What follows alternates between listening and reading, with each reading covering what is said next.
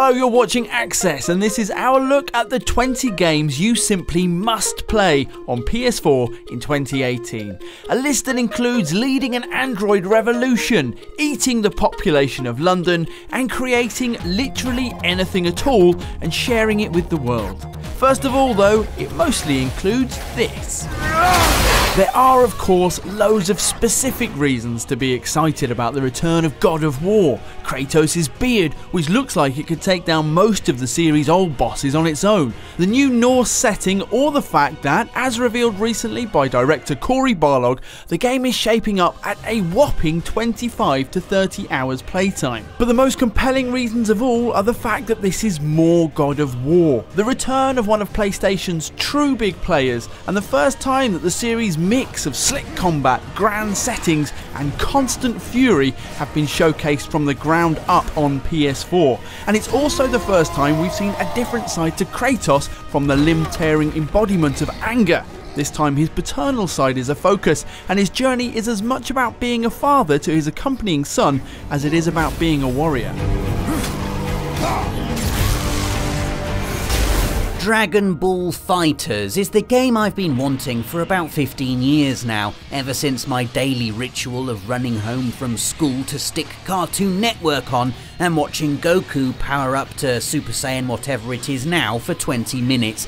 You'll have heard this said lots, but I'm going to say it again. Dragonball Fighters is exactly like playing the show. The crisp, vibrant colours, the faster than the human eye can detect punch flurries, the outrageous floor to air to floor again combos, the teleporting, the kamehamehaing. It's wonderful and smooth and brutal, with a character roster that includes all your favourites. And Krillin, and just wait till you see some of the finishers. Your eyes will be popping out your head like Hercule at the Cell games. January the 26th, hurry up please. Timeless is a word often used to describe Eco and its follow-up Shadow of the Colossus, and to be fair, it's proving pretty accurate. To sate the needs of fans demanding more heartbreak, scale and unique action following the long-awaited release of The Last Guardian, Shadow of the Colossus is getting the full remaster treatment and will be arriving again in February. Its wide open plains and mammoth wandering giants looking more spectacular than ever. A perfect way to revisit the surest of classics, or a wonderful opportunity to discover something extraordinary.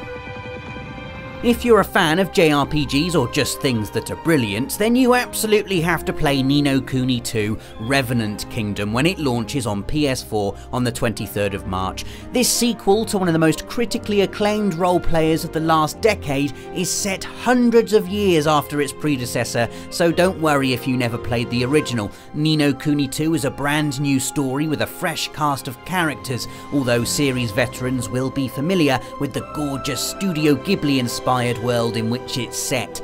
You control Evan Pettywhisker Tildrum, a young boy on a quest to reclaim his throne. Naturally, this means battling hordes of magical nasties, hiking across a beautiful and varied open world, and teaming up with a band of ragtag adventurers. Classic JRPG fare, but executed with expert flair by developer level 5. Basically, get Ni no Kuni 2 Revenant Kingdom on your wish list like yesterday. Vampire was one of our favourite finds at E3 2017, a supernatural action RPG set in a gothic early 20th century London, developed by the studio behind Life is Strange and Remember Me. It has an independent spirit backed up by blockbuster ambition, and the results are interesting. Our vampiric protagonist, Jonathan Reed, is also a doctor, his desire to help the sick tempered by his need to, eat people. The game's semi-open world, with neighbourhood hubs comprised of fixed populations, plays into this tension. Reed can investigate London's population to single out the wicked for a midnight snack, or, if you choose, he can just eat literally everybody. There's nothing else quite like this on the horizon. Expect to find us feasting on the unworthy in the first half of 2018. If you're after something a little different this year, and if you're a fan of 80s nostalgia, then you must play Crossing Souls, an awesome top-down action-adventure that just bleeds retro cool, from the pixel art style to the fully animated cutscenes that look every inch like the brilliant cartoons you'd wake up for at 7 AM every Saturday morning when you were a kid.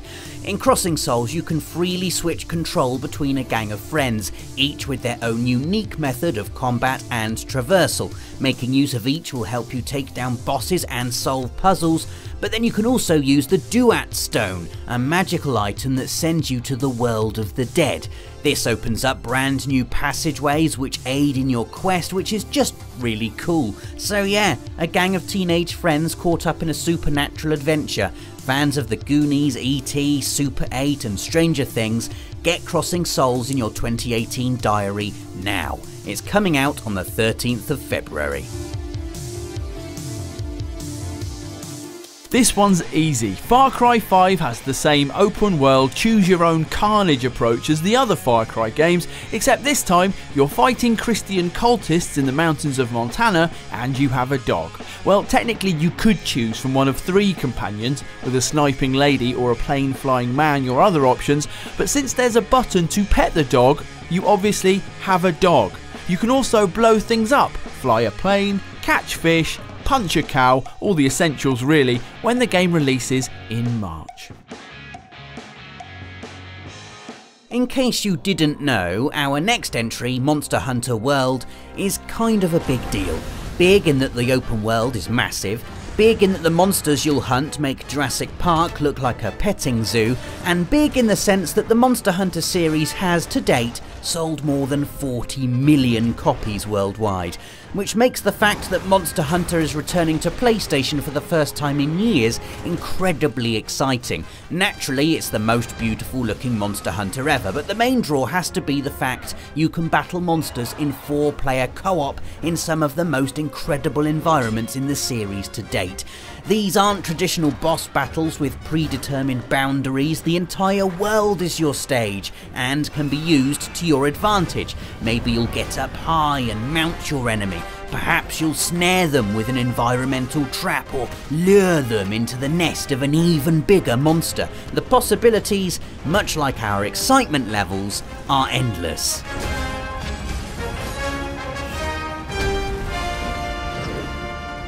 Dreams is a game unlike anything you've played before. Developed by Media Molecule, the creative geniuses behind Little Big Planet and Tearaway, Dreams sees you playing through a story with an art style so beautiful and unique that it really does look like it's been crafted from ethereal thought matter, and we don't even know what that is. We've just made it up.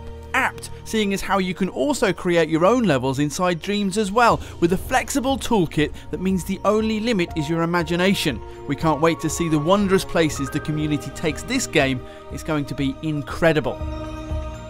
Coming to both PS4 and PS Vita in February is Secret of Mana, a from-the-ground-up remake of the classic action RPG originally released in 1993.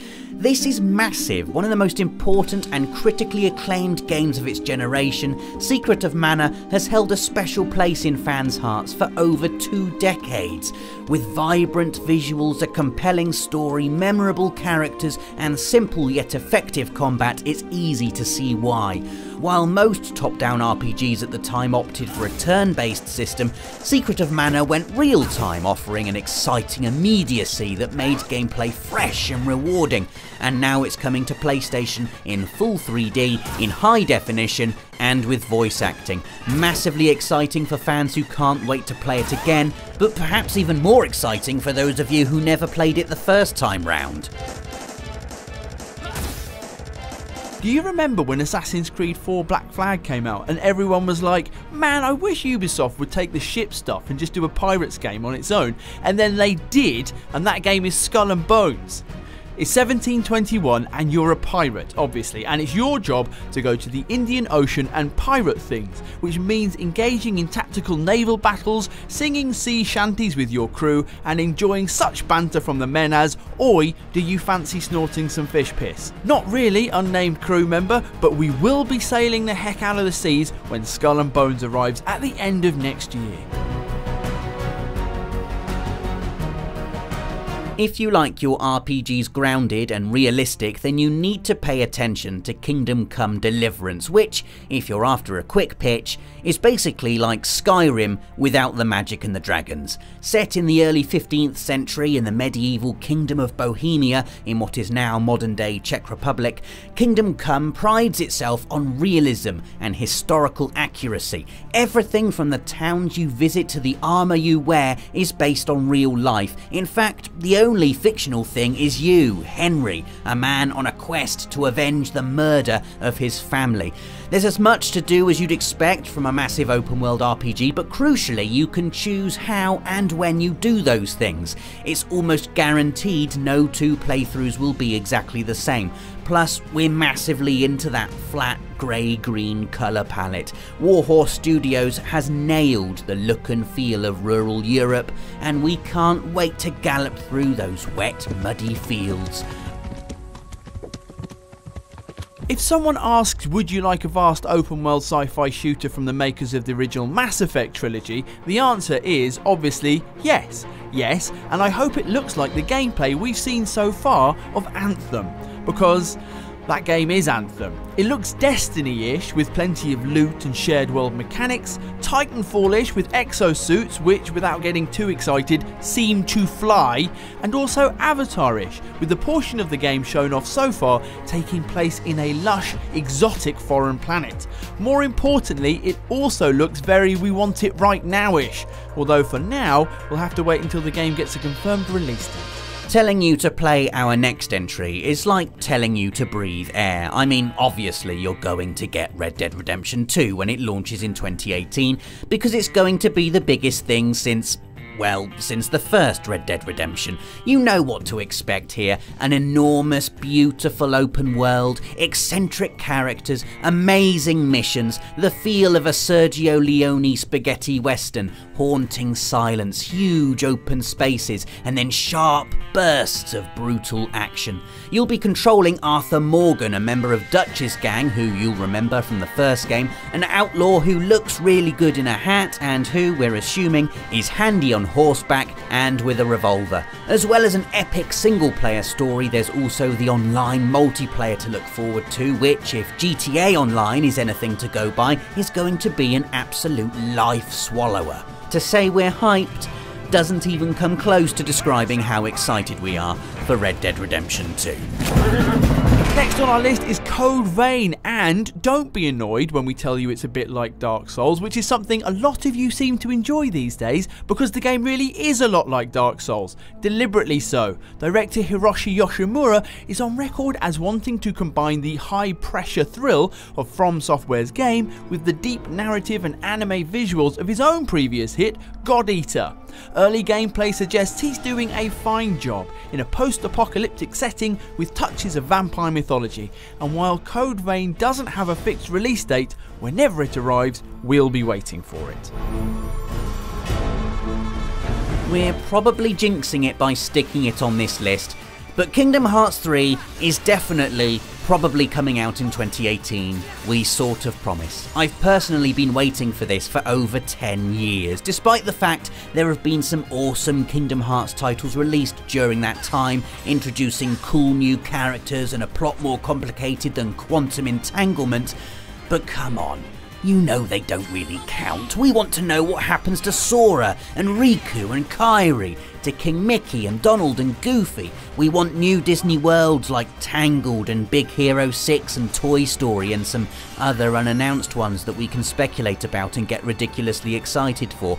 We want massive open playing spaces and awesome cinematic combat. Basically, we want Kingdom Hearts 3, and this year, the year 2018 Anno Domini, we're totally, possibly, definitely going to get it. Nobody makes games like David Cage, to the point where some people can't even decide if they're actually games or like really pretty movies with buttons.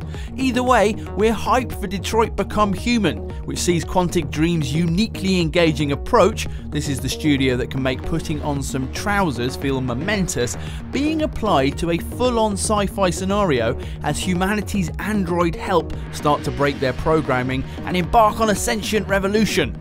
This is not only high on our must-play list, It's also on our must play again to get the ending we actually wanted list too.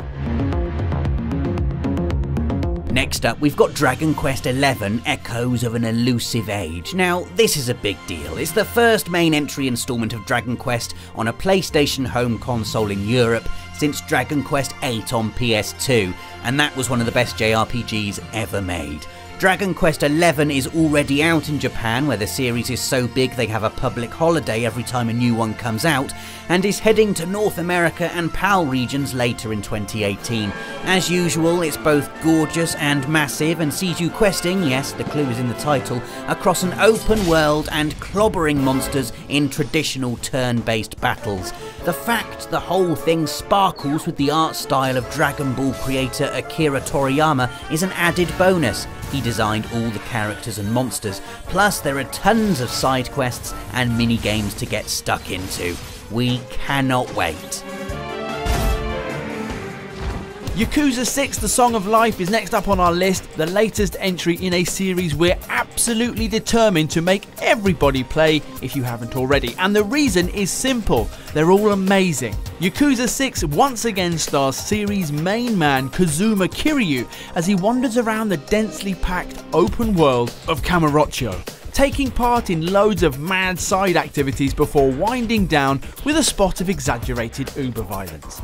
You haven't experienced anything like the combat in Yakuza. It's outrageous fun, pummeling thugs who deserve it with bone-cracking punches and kicks before finishing them off with whatever's to hand. Bollards, bicycles, road signs, the pavement. Plus, the story is brilliantly compelling and the characters larger than life and instantly memorable. Don't worry if you've never played a Yakuza game before either, they're easy to jump into and you'll be hooked in no time. So please, for your own good, play Yakuza 6. We're finishing big. Last on our list is Days Gone, the open-world post-apocalyptic action-adventure title from Bend Studio that puts you in the boots and on the growling motorbike of Deacon St. John, a drifter and bounty hunter at the end of the world. The good news is that this particular part of the end of the world is beautiful, made from the tall trees and trails of America's Pacific Northwest.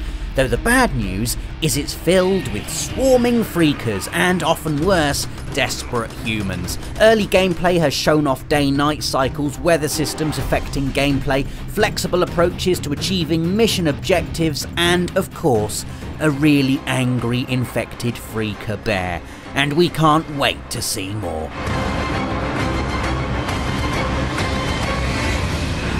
Phew! So there you have it, 20 essential PS4 games you absolutely have to play in 2018. Let us know which of these you're most excited for in the comments, or if there are any you think we've missed. Leave a like if you enjoyed the video, and don't forget to subscribe so you don't miss anything from the world of PlayStation.